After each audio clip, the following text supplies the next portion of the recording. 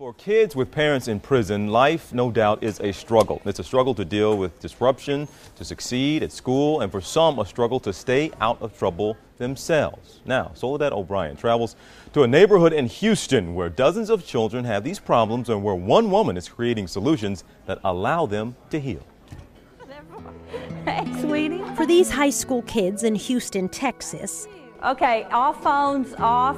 Marilyn Gambrell's class is a lifeline. If we cry, it's okay. Y'all just keep it real. How's that? This is No More Victims, a program for children whose parents are incarcerated. I'm only 16 years old, and if I was to tell you everything I've been through, it would make you cry. Each of these children has seen their share of hardship, and here they can share their pain and support each other. For these kids, No More Victims is a family, and Marilyn Gambrell is mom. How does it feel having one or both parents in prison? How does that impact your life's experience? Tanisha? Well, it hurts because, like my dad leaving my mom. Tanisha Gardner is one of the newest members of the family. Since he left, we don't have another parent to buy us, school stuff. My mama gotta do all of it by herself. So it hurts me and it hurts my mom. She came for 2 weeks, cried every class and didn't say one word. She didn't say a word. And I would say, well, sweetheart, do you want to talk? No. I said, okay. Well, maybe tomorrow. Tanisha's father and stepfather are in jail. She's helping her mother raise her 6 younger siblings. And like many of these kids, Tanisha's holding a lot in.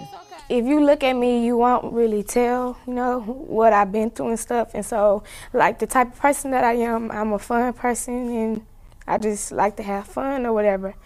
So you won't really see that I have any problems. And you want nobody to know that? Yeah. Marilyn says talking and sharing leads to healing. How does just talking about a problem really make it better? I mean, is that essentially what the classes are? It is saying it out loud, letting secrets go that have tormented and tortured. And letting it go is one aspect, but being loved and supported no matter what. Finding out that when you said it, you weren't the only child. That has been the key. Oh, that looks awesome. Another key element of No More Victims, this community center. It's a safe place where the kids can hang out, use a computer, have a meal. Marilyn's here often and available to the kids 24 hours a day. We're year-round, but we have to be. The stability is critical. A stable person that's not here today and gone tomorrow, or I'll see you a month later and check on you. The stability and unconditional love, and providing the true, most basic needs. The most basic needs, nothing fancy. Her approach may not be fancy, but Marilyn's success rate is astounding. Since starting the program in 2000, 700 kids have been part of No More Victims. Most have graduated high school.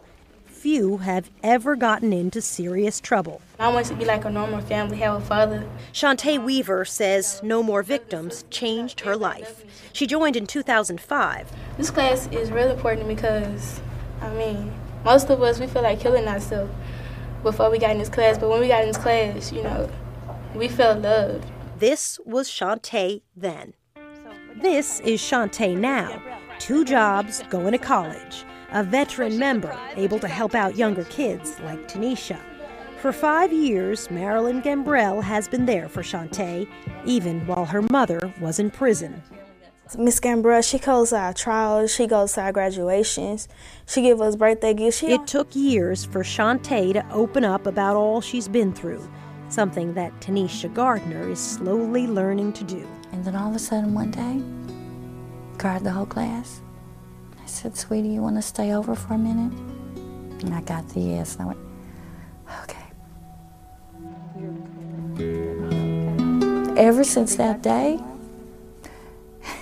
she comes in, she's so full of energy and happy, no more tears. It's like she let go and was set free. How do you feel about yourself? I feel that I am smart and I have made it.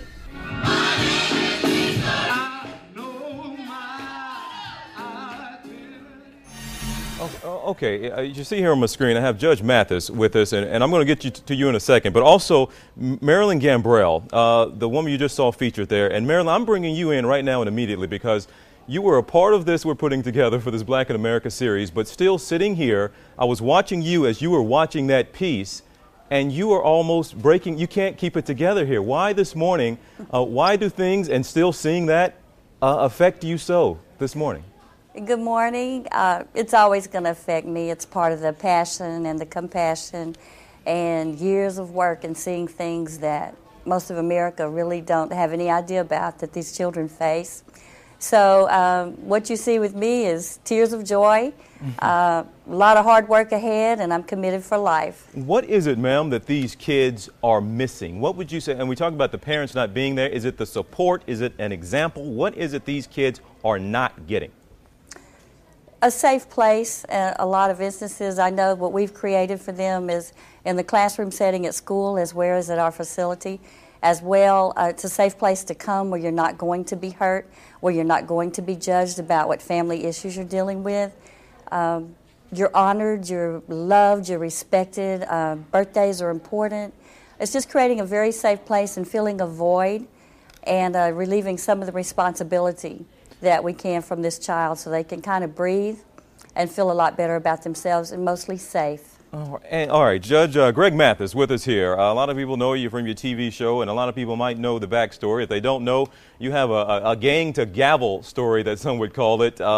Quite frankly, former thug, and you've seen the wrong side of a jail cell before, Judge, but you made it. How were you able to, and you could probably relate to that story you just saw, but how were you able to get your mind right and not end up where she's trying to keep these kids from ending up?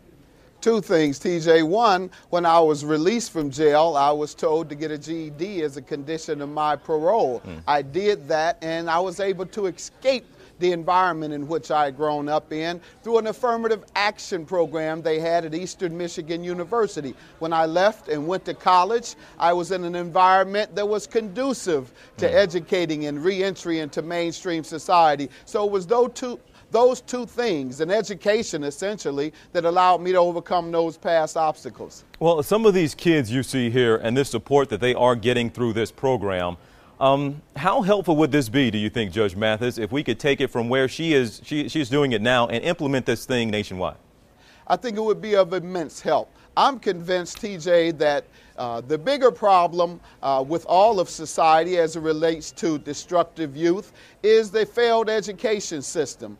And a failed education system, which is the re-entry or the entry point of entry into society. If that's blocked, a quality education, then you won't have folks entering society, mainstream society, in a way that they can be successful. And so I think that a program such as that really would boost the opportunities for young people. And Marilyn, you can pick up on that point as well, any possibilities of it going nationwide, but I also want to ask, we saw in the piece there, it appeared to be just minority students, black students in particular, in that particular piece, but is it mostly, or what percentage would you say, African-American students? Do you have other minorities? Do you have white students in there as well?